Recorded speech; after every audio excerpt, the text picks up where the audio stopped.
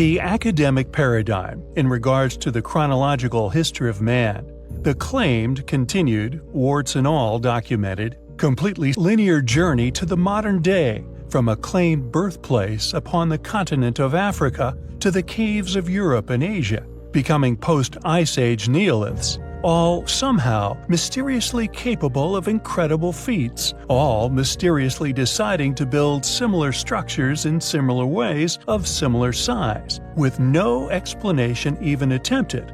All this claimed as having happened and fully known of without a single gap.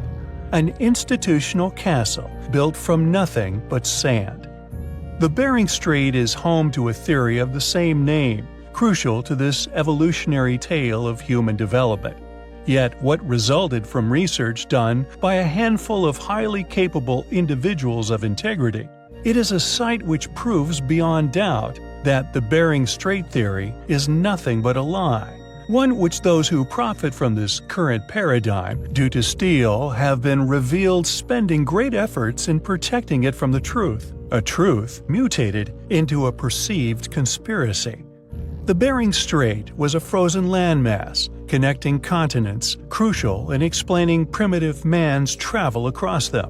A modern historical paradigm not only explaining the migration of man to the rest of the world, but it must have been at a particular specific time in history to fit currently funded scholarly accepted opinion on the development of man.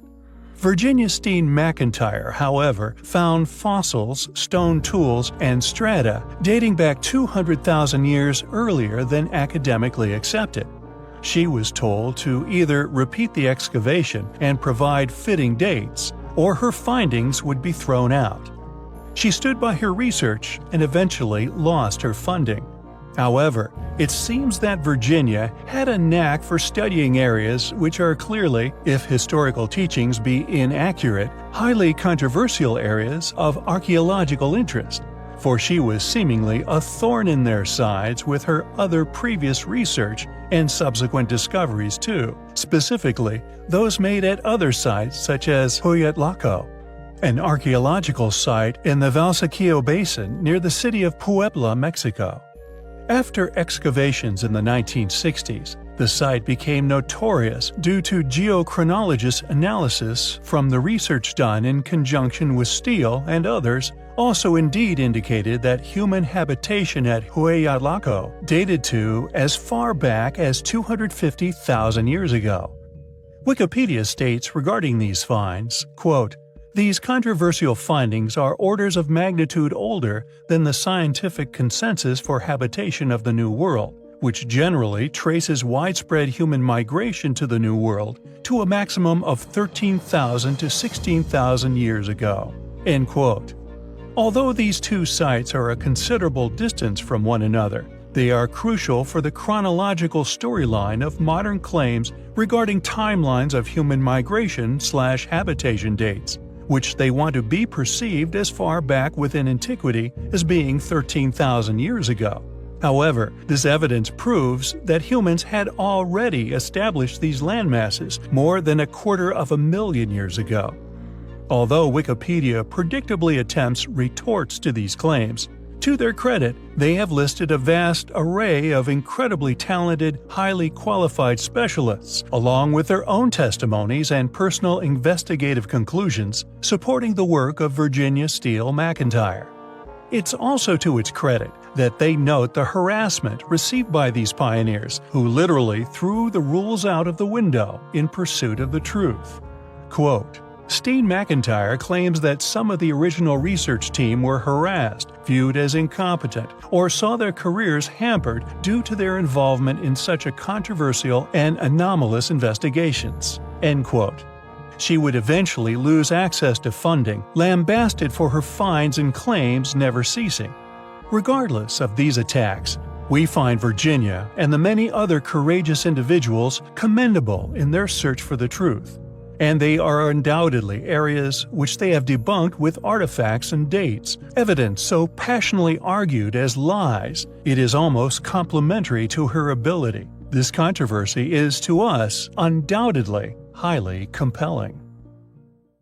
There are many things found throughout history which cast doubt onto the modern chronological paradigm in regards to the ages of man. We have often wondered how many of these proofs have been unearthed over the years, only to disappear again into the ether without even a mention. With a caption from one of the many source books of the notorious William R. Corliss, shedding some light onto the numbers of these proofs, found and discarded over the years, specifically drawn out deep from within the minds of Earth. Quote, Dr. Perez Snell of Sonora had in his collection a human jaw, which was brought out in a carload of pay dirt from a shaft stretching far beneath the Table Mountain, and with it were several stone implements. The specimen was given to him by a miner. It is only fair to state that there could not well have been found a miner in all that region who would have thought it worth his while to attempt a deception, nor even one who had any doubt in his mind as to the point we are considering. For they saw the products of man's work come out with the gravel too often to pay commonly any attention to them. The only wonder he even took the trouble to pick out the bone at all. There can be no question that for one such that has been preserved, dozens and perhaps hundreds have gone down in the current of water in the sluice.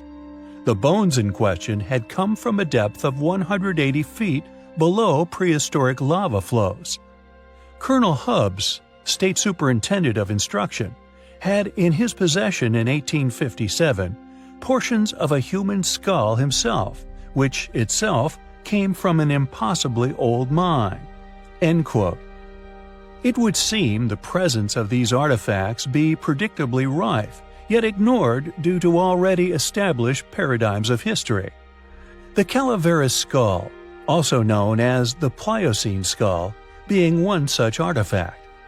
A human skull found by miners in Calaveras County, California, dated to as early as the Pliocene. Thus, it supports the idea that humans, mastodons, and mammoths coexisted, but also pushed the timeline of man back an unacceptably long way, that in regards to modern paradigms, predictably, the remains, due to miners' lack of collecting them, has been heavily argued as a fake. On February 25, 1866, miners found the human skull in a mine, again beneath a layer of prehistoric and easily dated lava flow at a depth of 130 feet. The skull made it into the hands of Josiah Whitney, then the state geologist of California, as well as a professor of geology at Harvard University. A year before the skull came to his attention, Whitney had also published the belief that humans, mastodons, and mammoths coexisted. Thus he became an instant advocate for its popularization. The skull served as proof of his convictions. After careful study, he officially announced its discovery at a meeting of the California Academy of Sciences on July 16, 1866, declaring it evidence of the existence of Pliocene age man in North America, which would easily make it the oldest known record of humans on the continent. We find the